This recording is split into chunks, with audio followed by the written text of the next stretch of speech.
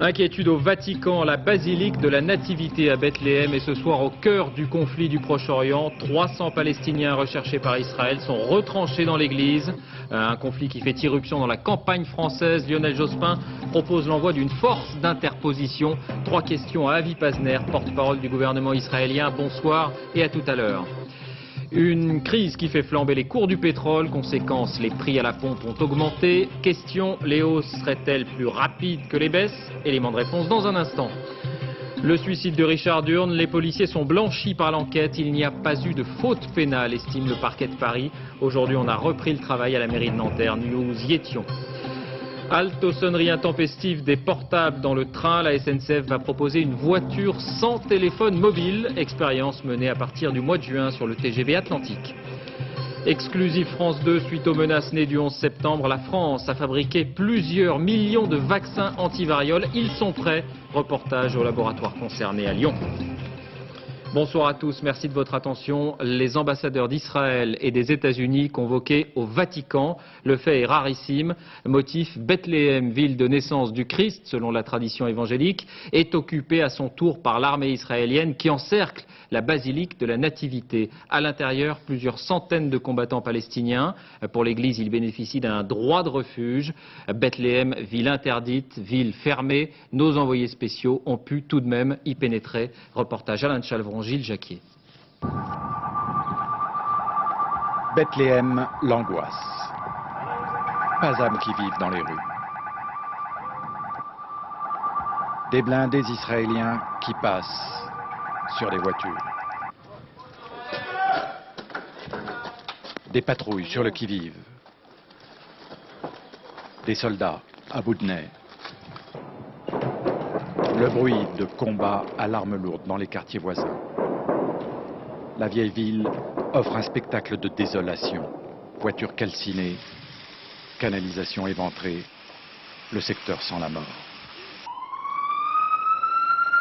Arrive une ambulance, la première à parvenir jusqu'ici.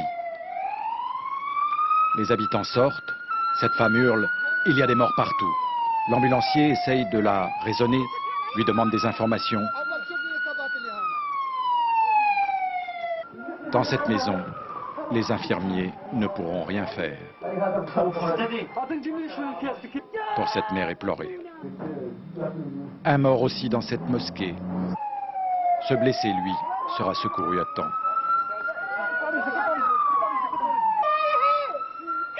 Cette femme en appelle à Dieu. Cet homme accuse, regardez, regardez. Tout ça, dit-il, c'est la faute de Bush. En 10 minutes, l'ambulance chargera 5 cadavres et 2 blessés. À 200 mètres d'ici se trouve la place de la Nativité avec l'église du même nom qui est actuellement assiégée. Au-delà de cette limite, les Israéliens ont prévenu, on tire sur tout le monde. Effectivement, impossible de s'avancer. Les soldats veillent. De l'église, on ne verra que le clocher, au loin. L'armée israélienne affirme que des centaines de miliciens palestiniens s'y sont réfugiés. Venu ce matin pour forcer le barrage de Bethléem, le patriarche catholique de Jérusalem confirme l'information, mais n'y voit rien de mal. Une église, c'est un endroit d'asile, non pas de combat, mais d'asile. Même pour des combattants. L'asile est pour les combattants. Bethléem est classée zone militaire interdite, personne ne passe, pas même les religieux. Alors, que se passe-t-il dans cette basilique? Nous avons réussi à joindre par téléphone Marc Inaro, un confrère de la RAI, qui se trouve dans les locaux. Écoutez son témoignage. Ils sont armés, tous, bien armés, très bien déterminés. Ils appartiennent à toutes les factions palestiniennes, Hamas, Djihad, Tanzim, les brigades des martyrs d'Al-Aqsa, donc tous ceux qui ont signé les attentats les plus sanglants. Ils n'avaient pas d'autre endroit sûr pour eux, pour éviter d'être arrêtés, tués, et n'ont aucune intention de sortir, ni de se rendre, à moins que les troupes d'occupation israélienne, comme ils les appellent, ne se retirent complètement de Bethléem. Oui, Israël dénonce, je cite, l'exploitation cynique de la basilique par ces Palestiniens. Le Vatican s'alarme, lui, des injustices et des humiliations imposées à ces mêmes Palestiniens tout en dénonçant les attentats contre Israël. Alors ce soir, voici la carte des villes occupées en Cisjordanie. Ramallah, Kalkilia, Tulkarem, Bethléem et Jenin, où les chars ont pris position ces dernières heures. D'autres chars sont aussi à l'entrée de la ville de Naplouse, on les voit ici. À Ramallah, Yasser Arafat est toujours encerclé. L'armée israélienne l'a elle-même livré en nourriture et a rétabli l'eau courante l'espace de quelques heures. Là encore, c'est par effraction, entre guillemets, que notre équipe a pu se rendre dans la ville. Reportage Bertrand Coq, Philippe Luzzi. C'est à son tas d'ordures que l'on repère l'hôpital de Ramallah. 5 jours de déchets médicaux accumulés sur le trottoir. L'intérieur est propre, ordonné. Aujourd'hui est un jour calme, du temps en plus pour s'occuper des blessés les plus graves. Voilà, c'est un chauffeur d'ambulance là. Il a deux plaies au niveau de 2 thorax là, et puis il y a une section de moelle épinière dorsale là, et il a une paraplégie. L'ambulancier est dans un état critique, mais toute évacuation est impossible. Les chars et les fantassins israéliens encerclent le bâtiment. Il empêche les malades d'arriver à l'hôpital là. On est là pour travailler, mais il empêche les malades ou les blessés d'arriver à l'hôpital. Quelque opération en cours ou simple manœuvre d'intimidation, nul ne sait. Hier, pour soulager la morgue, le personnel a dû creuser une fosse commune dans le parking. Pour fonctionner, l'hôpital ne peut compter que sur ses propres ressources. Une simple visite à l'infirmerie montre que ses réserves ont fondu, comme neige au soleil. Selon le médecin, ce qui manque le plus, c'est le sérum, les seringues jetables et plusieurs sortes d'antibiotiques. Ce que confirme l'infirmier, il y a là de quoi tenir 2 ou 3 jours, pas plus. Mais cet après-midi, l'hôpital a été ravitaillé. Quelques palettes de conserves, cadeaux de l'ONU, livrées par ambulance. À Ramallah, même l'hôpital est sous perfusion.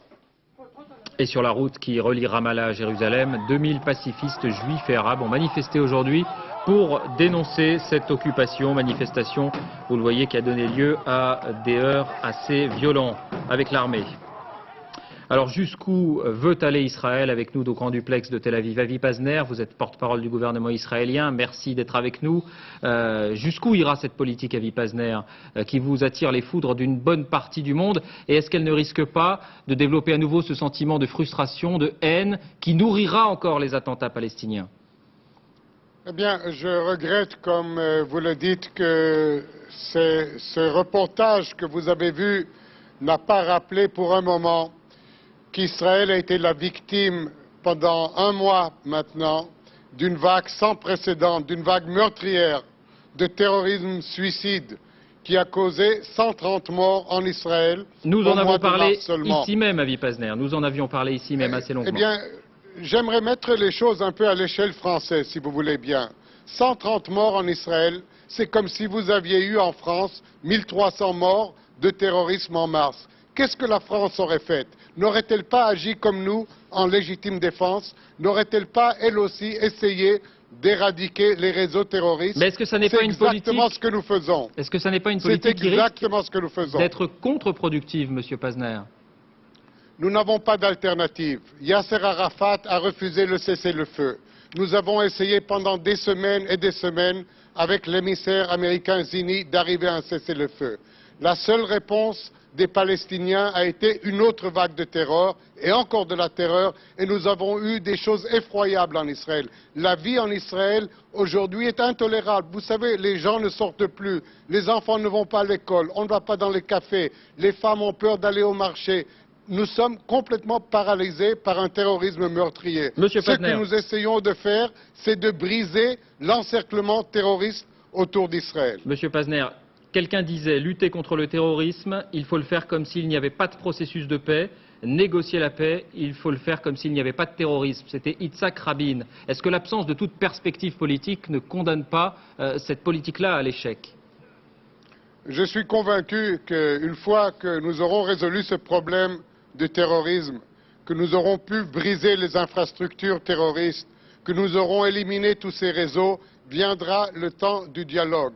Parce que tout le monde réalise ici que par des opérations militaires, on ne peut pas faire la paix, évidemment. Mais il faut absolument maintenant faire taire ce terrorisme qui rend la vie impossible et même met en danger l'existence même d'Israël. Je suis sûr que le temps du dialogue viendra. Alors la protestation monte en tout cas. En Europe, en ce moment même, les ministres des Affaires étrangères des 15 sont réunis pour un dîner au Luxembourg consacré à cette situation. Il est question d'un voyage de José María Aznar, chef du gouvernement espagnol et président d'exercice de l'Union. Mais quelques heures plus tôt à Paris, Lionel Jospin a été plus loin, s'exprimant à titre personnel, c'est-à-dire en tant que candidat. Il a relancé l'idée de l'envoi d'une force internationale d'interposition. On l'écoute. L'envoi d'une force internationale d'interposition et d'observation qui renforcerait la sécurité des peuples israéliens et palestiniens et faciliterait la mise en œuvre de la résolution 1402. Le moment est venu pour les membres permanents du Conseil de sécurité vers qui je forme cette proposition de prendre leurs responsabilités sur ce point. Résolution 1402 qui demande le retrait d'Israël. Est-ce que ça ne serait pas une solution pour pacifier la situation des deux côtés, j'allais dire? Quelle est votre réaction? Eh bien, écoutez, je n'ai aucun doute sur la bonne volonté de M. Lionel Jospin, mais le problème est que vous ne pouvez pas interposer une force militaire entre une armée régulière, disciplinée, comme celle d'Israël, et des bandes terroristes qui répondent qu'à leur chef ou bien qu'à leur instinct meurtrier. L'envoi d'une force internationale peut être envisagé dans le cadre d'un accord de paix entre deux pays, par exemple, pour garantir cet accord de paix, comme c'est entre l'Égypte et Israël, entre deux États souverains.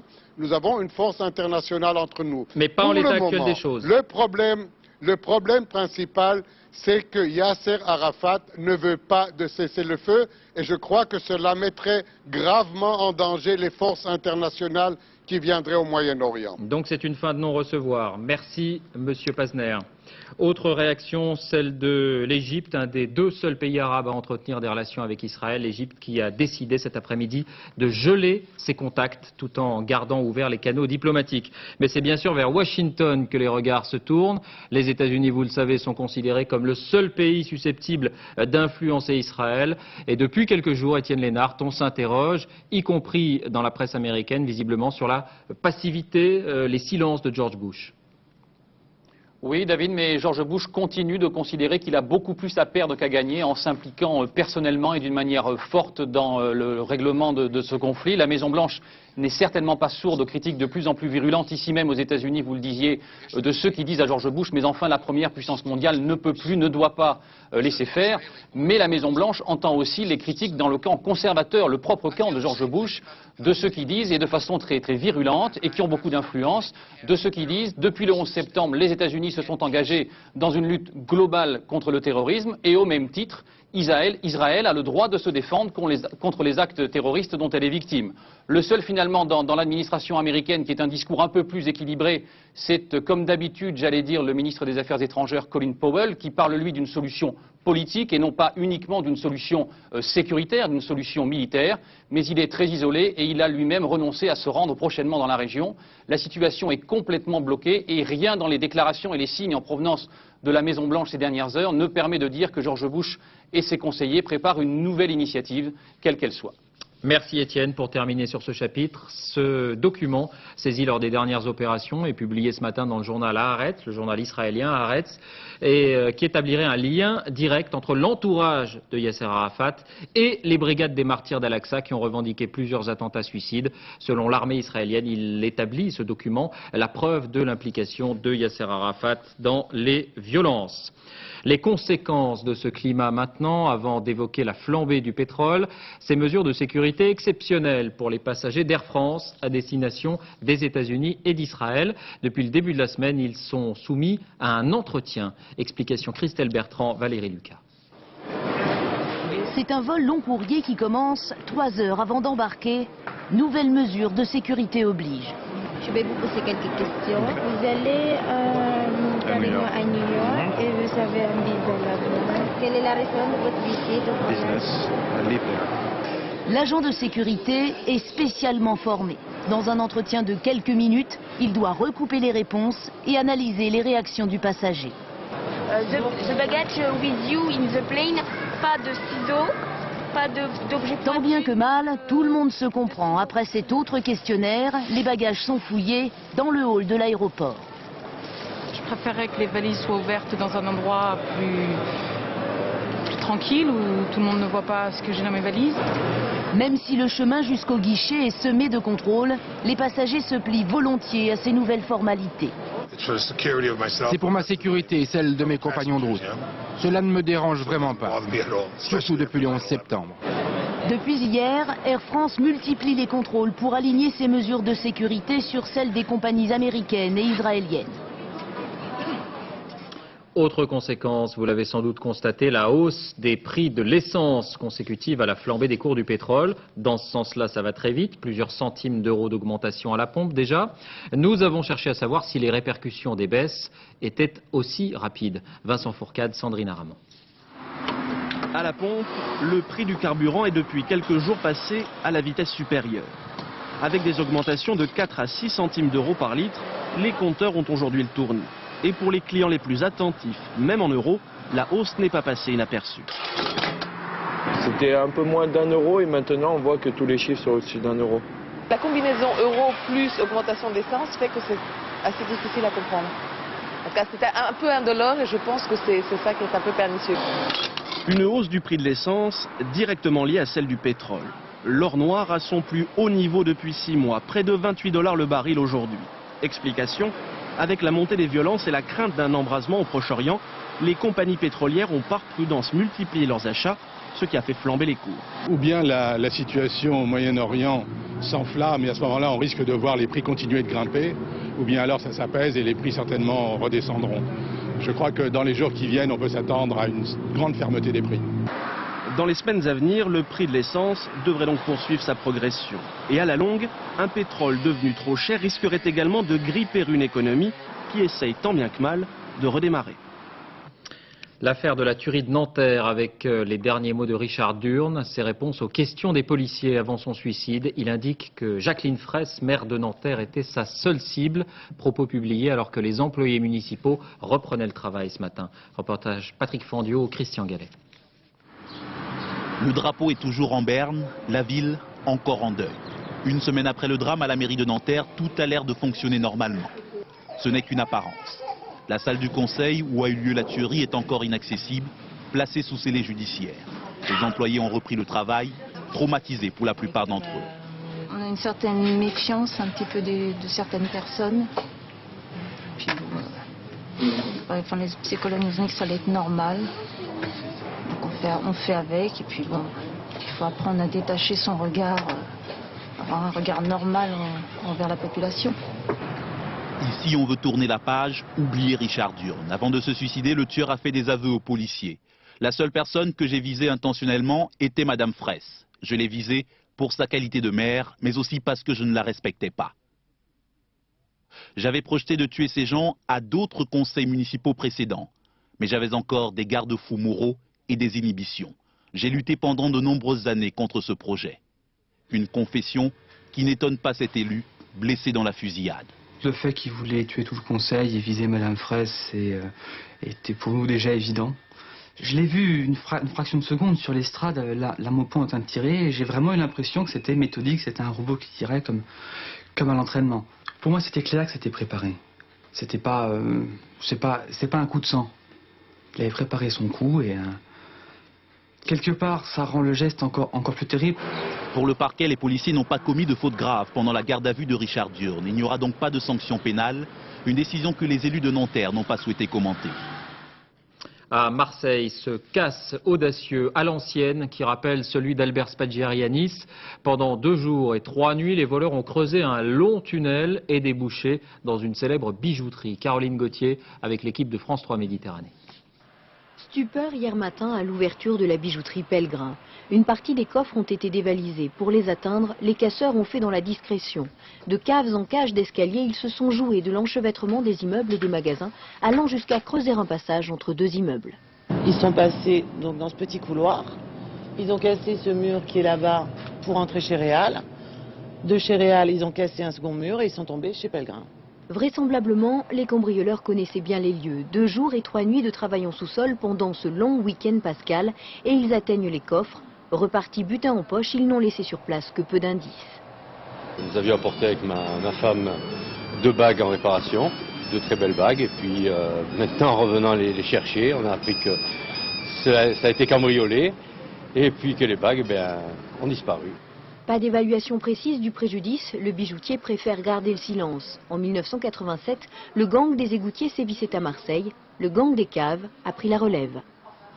Après les policiers, les gendarmes, les militaires, ce sont les douaniers qui sont en grève. Mobilisation massive aujourd'hui pour demander la revalorisation de leurs primes de risque et une bonification retraite.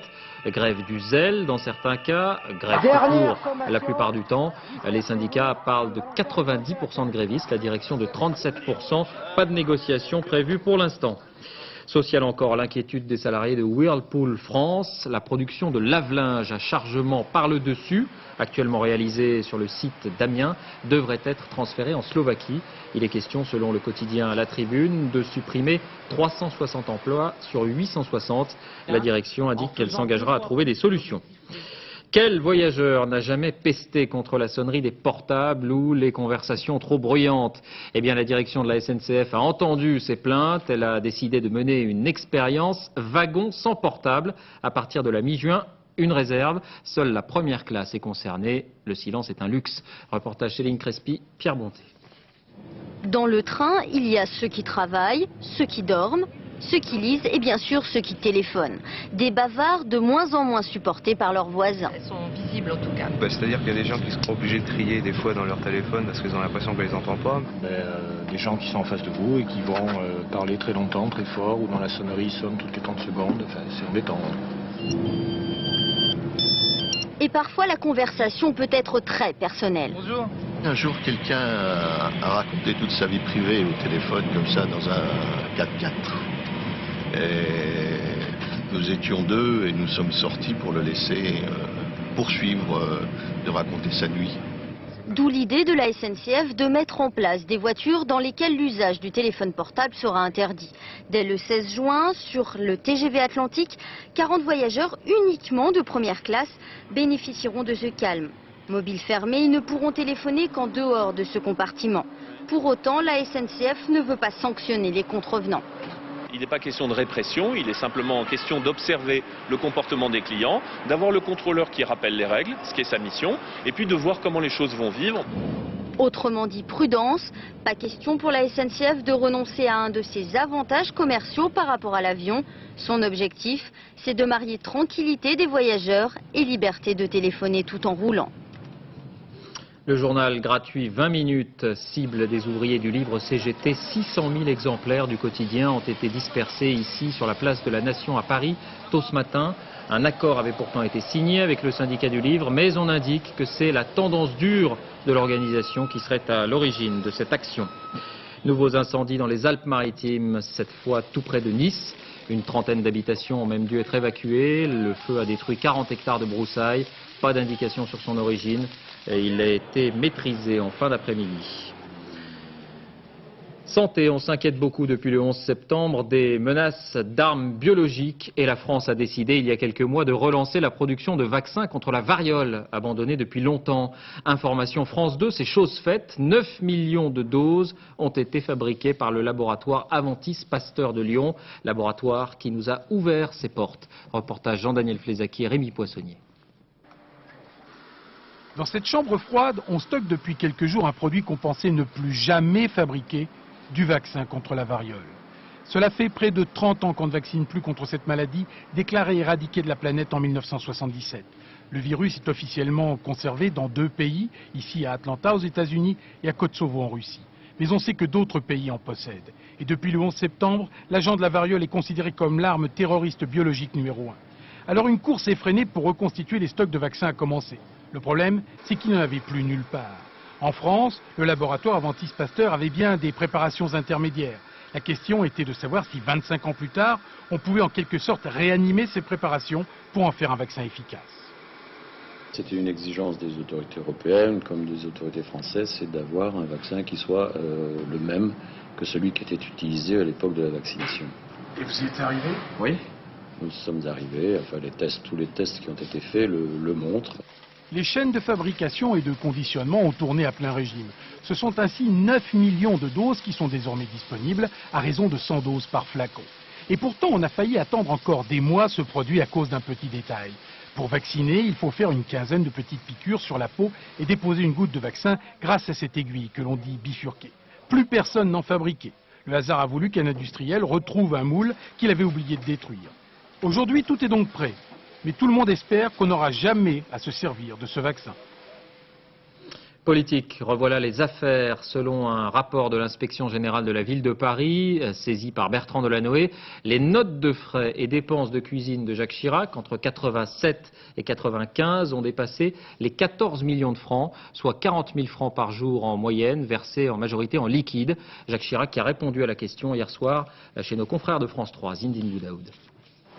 Les réceptions de l'hôtel de ville ont toujours été très réussies. Lorsque Jacques Chirac dirigeait Paris, les soirées officielles brillaient par leur faste. Mais les dîners privés, ceux qui ne sont jamais filmés, n'avaient apparemment rien à leur envier. Le Canard enchaîné révèle le contenu d'un rapport sur les dépenses des Chirac. Plus de 14 millions de francs engloutis dans les repas du maire de Paris entre 1986 et 1995. Ce rapport a été commandé par le nouveau maire de la capitale, le socialiste Bertrand Delanoë. Les enquêteurs ont identifié des factures apparemment falsifiées et des doubles paiements. Ils constatent que ces malversations, dont l'auteur n'est pas identifié, ont cessé à l'été 95, justement quand Jacques Chirac a quitté l'hôtel de ville.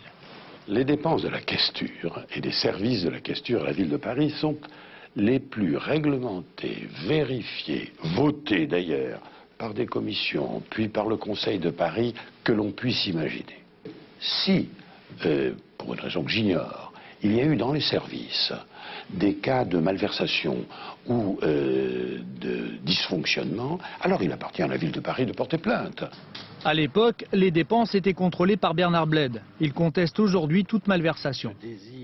Inutile de vous dire que le comptable n'allait pas derrière le cuisinier pour compter le nombre d'asperges ou le nombre de champignons de Paris. Ça, c'est clair. Quelle suite la nouvelle municipalité entend-elle donner à cette affaire? Pour l'instant, Bertrand Delanoë attend les explications écrites de Jacques et Bernadette Chirac. Oui, c'est bien 4 000 francs par jour et pas 40 000. Réaction de François Hollande pour le PS, c'est un élément de plus, c'est la cerise sur le gâteau, fin de citation. Jacques Chirac sera notre invité demain. En attendant, le président de la République était en déplacement aujourd'hui à Bordeaux, aux côtés de son ancien Premier ministre Alain Juppé. Il a accusé le gouvernement de Lionel Jospin d'avoir suscité, je cite, une banalisation de la violence. C'est la défaillance de l'autorité qui est la racine de nos difficultés, dit-il.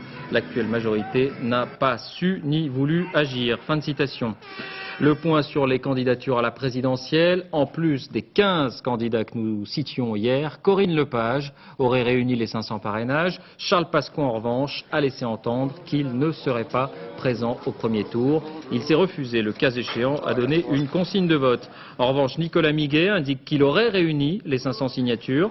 Nicolas Miguet a 41 ans. Il avait réalisé 1,77% des voix aux dernières européennes avec le slogan « Moins d'impôts maintenant ».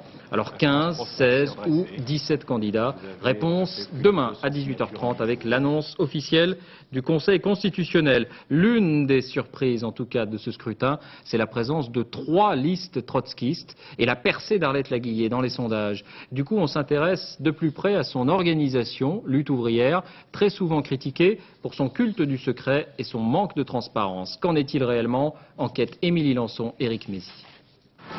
Lutte ouvrière et Arlette Laguillet n'échappent pas à la règle. En période électorale, on colle des affiches, un petit geste en attendant le grand soir. Il faut la changer, cette société. Moi, je pense que ce que je fais, ça contribue peut-être à préparer ces changements-là. Un changement qui a pour nom révolution. Pour ces militants trotskistes, la société dans laquelle nous vivons ne vaut rien, le capital asservit les travailleurs, il faut inverser le rapport de force. Il faudra mettre en place une organisation qui soit autre que celle de la bourgeoisie. Donc on appelle ça dictature du prolétariat, mais bon, c'est un gouvernement du prolétariat, oui. Un projet de société écrit en noir et rouge chaque semaine dans le journal Lutte ouvrière. La révolution devra détruire tous les appareils d'État de la bourgeoisie, le Parlement, la justice, la police, l'armée. Militer exige des sacrifices. Les distributions de tracts sont fréquentes et matinales. Il est déconseillé d'avoir des enfants. Lutte ouvrière n'est en fait qu'un journal et une boîte postale. Le vrai nom de l'organisation est l'Union communiste. Son dirigeant est Robert Barcia, pseudonyme Hardy. Voici la seule photo de lui connue à ce jour et publiée par l'Express. Arlette Laguiller, elle, est porte-parole de Lutte ouvrière. Et elle n'aime pas qu'on lui parle du manque de transparence de son organisation.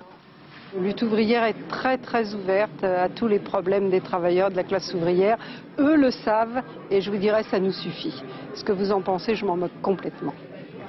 Après 30 ans passés chez Lutte ouvrière, Yvan Lemaître a été exclu en 1997. Il est aujourd'hui à la Ligue communiste révolutionnaire. Sans rien renier, il déplore que Lutte ouvrière ait tant de mal à s'ouvrir. À partir du moment où on devient une force, il faut se transformer, il faut s'ouvrir, il faut rendre des comptes. Et je crois que c'est ce passage-là, pour des raisons d'attachement au passé, qui a du mal à se faire. Toujours crédité de 10 à 11% dans les sondages, un tel score, historique, pourrait paradoxalement provoquer un bouleversement dans une organisation qui jusque-là a toujours cultivé le secret. Alors on parlait de 3 candidats trotskistes. Le moins connu s'appelle Daniel Gluckstein et son message est original. Voter ne sert pas à grand chose, dit-il, y compris voter pour moi. Nathalie Moisan, Nathalie Gallet.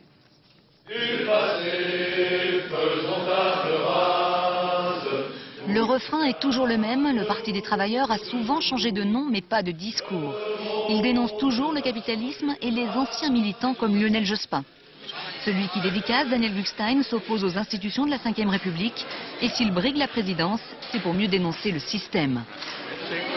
Vous croyez que si Jospin était élu le 6 mai au matin, avant de déterminer sa politique, il va dire voyons, quels ont été les résultats du premier tour. Ah, Arlette Laguiller a fait un bon score. Bon, c'est décidé, j'arrête de privatiser. Premier parti à avoir rassemblé les 500 signatures, le Parti des travailleurs a convaincu les maires en défendant le pouvoir des petites communes. Ces militants sont souvent des déçus de la gauche plurielle. Tu as quand même les mêmes idées. Tu n'es pas là pour défendre les ouvriers. Si, mais pas toujours les mêmes idées. Surtout que tu es ouvrière aussi. Oui, je suis ouvrière. Et pas question de choisir entre Jospin et Chirac. Du point de vue des travailleurs, et je le regrette, que ce soit l'un ou l'autre qui soit élu, le 6 mai, ce seront les mêmes mesures politiques qui seront mises en œuvre. Difficile pour le troisième candidat trotskiste d'exister dans la campagne à côté d'Olivier Besancenot et surtout d'Arlette Laguiller, loin devant dans les sondages. Comme chaque soir maintenant, la campagne telle que vous la vivez. Ce soir, nous allons dans une maternité, celle de la clinique des Lilas, en Seine-Saint-Denis. Parole de jeunes parents, de médecins, de sages-femmes. On n'a pas interrogé les bébés. Carnet de campagne signé Loïc Delamornay, Nathalie Gallet.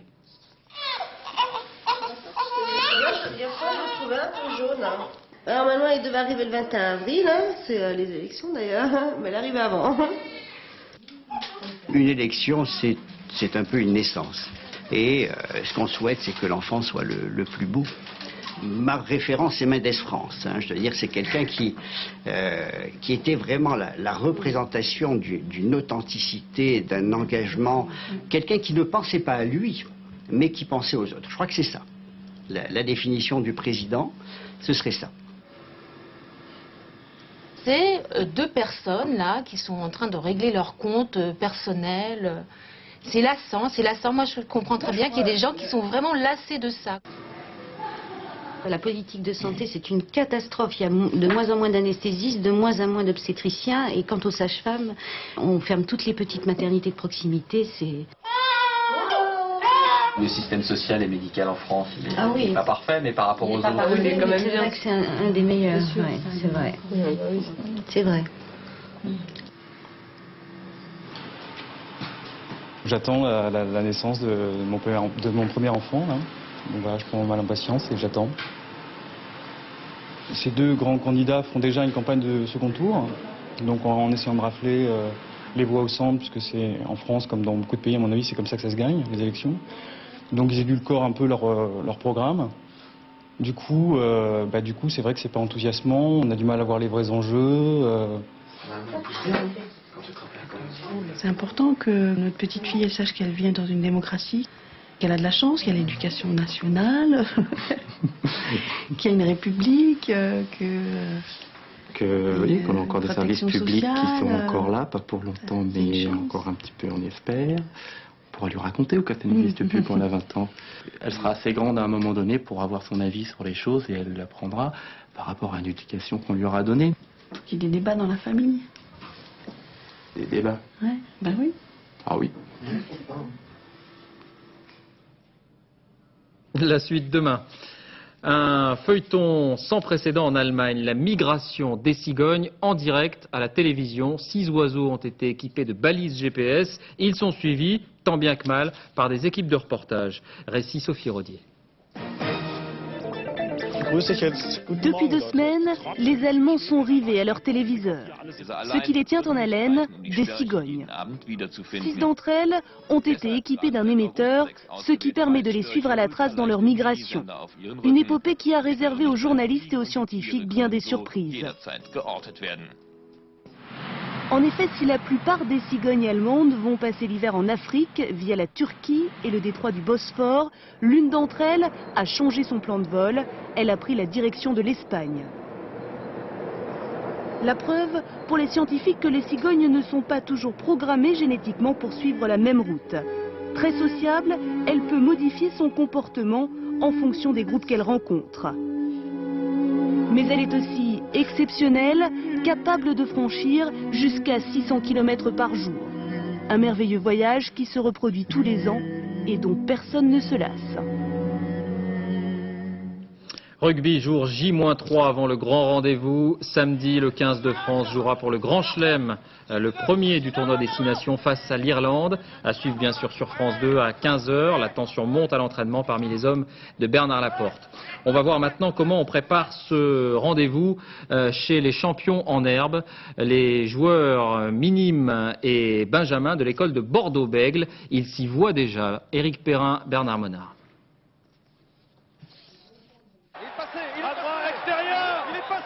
Voilà, il y a du surnombre avec la famille.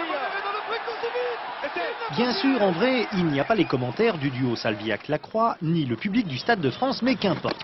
Car chaque entraînement à l'école de rugby de Bègles est l'occasion pour ces enfants de se rêver dans le maillot de leur joueur préféré. Il y a Traille, il y a Bourri, il y a...